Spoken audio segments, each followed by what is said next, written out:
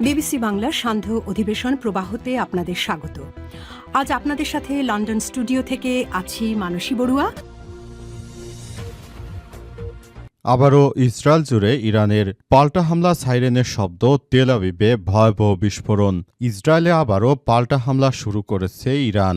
ইসরায়েলের দিকে একের পর এক ধেয়ে আসছে এক ঝাঁক ক্ষেপণাস্ত্র, এগুলো ছুড়েছে ইরান। হামলার মুখে ইসরায়েল জুড়ে সতর্কতামূলক সাইরেনের শব্দ শোনা গেছে। দেশটির সেনাবাহিনী এক বিবৃতিতে নাগরিকদের হোম ফ্রন্ট কমান্ডের নির্দেশনা মেনে চলার বার্তা দিয়েছে। টেলিগ্রামে দেয়া এক বিবৃতিতে বলা হয়েছে, বর্তমানে ইসরায়েলি বিমান বাহিনী হুমকি মোকাবেলায় কাজ করছে এবং বিপদ দূর করতে বিভিন্ন স্থানে হামলা চালাচ্ছে। বিবৃতিতে আরও বলা হয়েছে, প্রতিরক্ষা ব্যবস্থা সম্পূর্ণ নিশ্চিত নয়, তাই সাধারণ মানুষকে অবশ্যই হোম ফ্রন্ট কমান্ডের নির্দেশনা মেনে চলতে হবে। জনসাধারণকে হোম ফ্রন্ট কমান্ডের নির্দেশনাগুলো যথাযথভাবে অনুসরণ করার জন্য অনুরোধ জানানো হচ্ছে। এদিকে ইসরায়েলের অনন্য জনবহুল শহর তেল আবিবে বিকট শব্দ শোনা যাচ্ছে এবং সবকিছু বিস্ফোরিত হচ্ছে বলে জানিয়েছে আল জাজিরা। এছাড়াও ইরানের ক্ষেপণাস্ত্র হামলায় উত্তর ইসরায়েলে একটি 9তলা ভবন ক্ষতিগ্রস্ত হয়েছে। সেখানে শাপনেলের আঘাতে একজন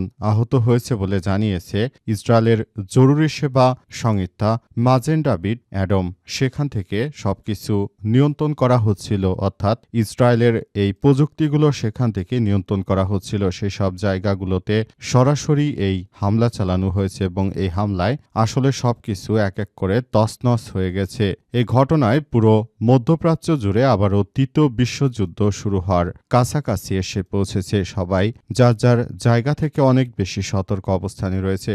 সবাই বলাবলি করছেন যে এই কন্ডিশনগুলো আসলে কোনোভাবেই মেনে নেওয়া যায় না। সবাই যার যার জায়গা থেকে আরও বেশি সতর্ক অবস্থানে রয়েছে।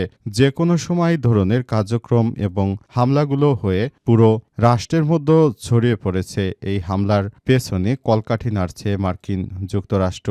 যুক্তরাষ্ট্র তার নেতাকর্মীদেরকে নিয়ে, অর্থাৎ তাদের সামরিক শক্তি জানান দিতে নতুন করে এই কার্যক্রম চালু করে এবং এখান থেকে প্রতিনিয়ত হামলার শিকার হচ্ছে যুক্তরাষ্ট্র এবং ইসরায়েলের সবকিছু এক এক করে তছনছ করে দিচ্ছে ইরানের বিপ্লবী গার্ডের সদস্যরা। পাশাপাশি ইরানের আকাশে রাশিয়ার তৈরি সুখোই বিমানগুলো দেখা যাচ্ছে এবং সেগুলো ঘুরে ঘুরে তারা নির্দেশনা দিচ্ছে কিভাবে যুদ্ধ পরিচালনা করা যায় এবং কিভাবে ইসরায়েলকে চরম শিক্ষা দেয়া যায়। এই ব্যবস্থাই তারা গ্রহণ করেছে।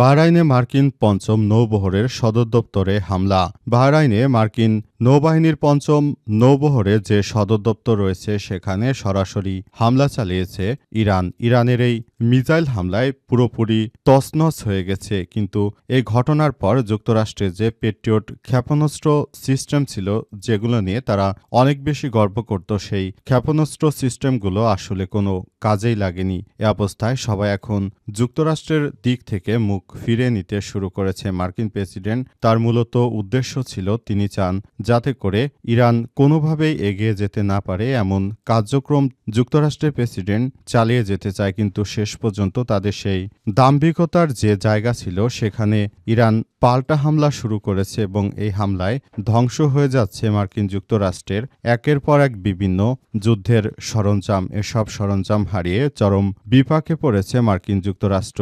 এর আগে তাদের সঙ্গে যখন ইরানের সমস্যা হয়েছিল তখন এই ইসরায়েলে যেন হামলা না করে ইরান, সেজন্য যুক্তরাষ্ট্রের পক্ষ থেকে প্রচুর প্রেসার ক্রিয়েট করা হয়েছিল। কিন্তু শেষ পর্যন্ত আসলে ইরান তাদের সেই কথায় দমে যায়নি, বরং ইরান তাদের জায়গা থেকে সর্বোচ্চ শক্তি দিয়ে যুদ্ধ চালিয়ে যেতে থাকে। কিন্তু শেষ পর্যন্ত আসলে ইরান যুক্তরাষ্ট্রের কথাই মেনে নেয়। কিন্তু যুক্তরাষ্ট্র এখন ইরানের সেই কথা রাখেনি। তারা ছলনা করে নতুন করে আবারও ইরানের সঙ্গে এই যুদ্ধে জড়িয়ে পড়েছে।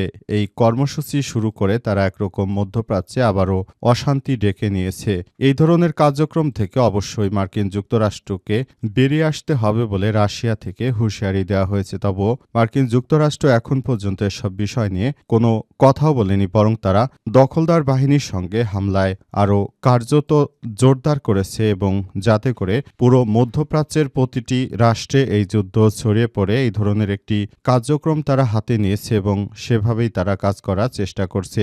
তাদের ফাঁদে মূলত পা দিয়েছে মুসলিম রাষ্ট্রগুলো, এর মধ্যে সংযুক্ত আরব আমিরাত, বাহরাইন, কাতার, কুয়েত সহ মধ্যপ্রাচ্যে যেসব মুসলিম কান্ট্রিগুলো রয়েছে সেগুলো মূলত এই যুক্তরাষ্ট্রের ফাঁদে পা দিয়েছে এবং তাদেরকে তাদের নিজেদের দেশে বিমান ঘাঁটি কিংবা সেনাবাহিনীর ঘাঁটি কিংবা নৌঘাঁটি ইত্যাদি বানানোর সুযোগ করে দিয়েছে। মূলত এসব ঘাঁটিগুলোকেই লক্ষ্যবস্তুতে পরিণত করেছে ইরান প্রতিনিয়ত এই হামলা চালিয়ে সবকিছু তছনছ করে দিচ্ছে।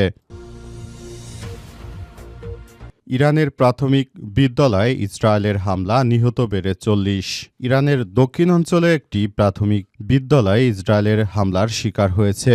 এই হামলায় নিহত শিক্ষার্থীর সংখ্যা বেড়ে 40 জন ছাড়িয়ে গেছে, এমনটি জানিয়েছে দেশটির রাষ্ট্রীয় বার্তা সংস্থা ইসলামিক রিপাবলিকান নিউজ এজেন্সি। প্রতিবেদনে বলা হয়েছে হামলাটি চালানো হয়েছে হরমোজগান প্রদেশে মিনাব শহরের একটি বালিকা প্রাথমিক বিদ্যালয়ে। হামলার সময় বিদ্যালয়ের শিক্ষার্থীরা সেখানে উপস্থিত ছিলেন বলে স্থানীয় সূত্র থেকে জানিয়েছে খবর আল জাজিরার। নিহতদের সবাই শিক্ষার্থী এবং তারা কন্যা শিশু বলে প্রাথমিকভাবে উল্লেখ করা হয়েছে।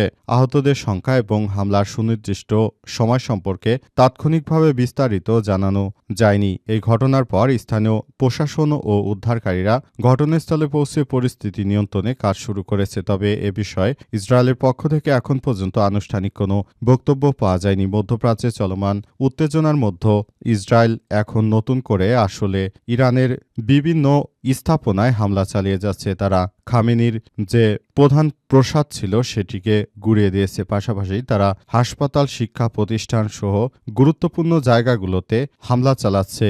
এসব হামলা করে তারা মূলত নিরীহ মানুষকে হত্যা করতে চাইছে। এই হত্যা করে কোনোদিনও মানবতাকে এই ইসরায়েল কিংবা যুক্তরাষ্ট্র কোনোদিনও মানবতার পাশে দাঁড়াতে পারবে না, কারণ তাদের লক্ষ্যই হচ্ছে যেখানে মানবতা বিরোধী অপরাধ করা সেখানে তারা এই ধরনের কার্যক্রম চালিয়ে মোট কথা নতুন করে আবার মধ্যপ্রাচ্যে একটি সংঘাত সৃষ্টি করেছে। সংঘাতের মধ্য দিয়ে তারা মূলত এই ধরনের যুদ্ধ চালিয়ে পুরো পৃথিবীকে একরকম ধ্বংসের দিকে ঠেলে দিচ্ছে। যেখানে যুক্তরাষ্ট্র সবসময় গণতন্ত্রের কথা বললেও এখন প্রকৃতপক্ষে তারা আর গণতন্ত্র নিয়ে কোনো কথাই বলছে না। বর্তমান যে কর্মকাণ্ড শুরু করেছে ইসরায়েল এবং যুক্তরাষ্ট্র, এতে করে যদি তারা এই কার্যক্রম চালিয়ে যায় তাহলে নতুন করে আরও বড় ধরনের সংকট শুরু হবে এবং এই সংকটগুলো চলতে থাকলে আবারও ইরান তাদের এই কার্যক্রমগুলো চালিয়ে যেতে বাধ্য হবে। তখন নতুন করে আবারও বড় ধরনের সংকট দেখা দিতে পারে। তাই পুরো বিশ্ব থেকে এখনই বলা হচ্ছে যে এই যুদ্ধ থামিয়ে ফেলতে, কিন্তু ইরানের পক্ষ থেকে থামানোর চেষ্টা করা হলেও যুক্তরাষ্ট্র কিংবা ইসরায়েল এই ধরনের কার্যক্রম আসলে চালানো যায় না।